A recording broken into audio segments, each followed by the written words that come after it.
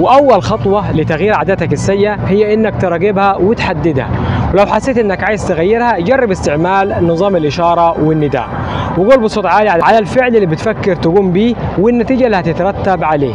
فمثلا لو انت مدمن على اكل المطاعم وعايز تقلله او تبطله، قول لنفسك بصوت عالي اني في طريقي اني هاكل من اكل المطاعم الضار واللي بيؤدي لزياده وزني ويمكن كمان اصابتي بالامراض، وقول اني مش عايز اكل من اكل المطاعم تاني عشان احافظ على صحتي.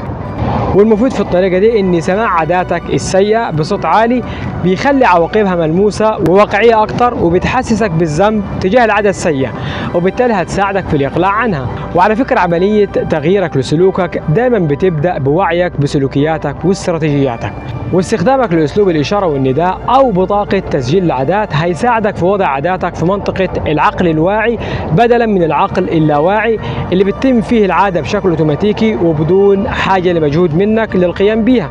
وبالتالي تقدر انك تعدل العادة وتحسنها او انك تغيرها من الاساس او تتخلص منها ان كانت عادة سيئة.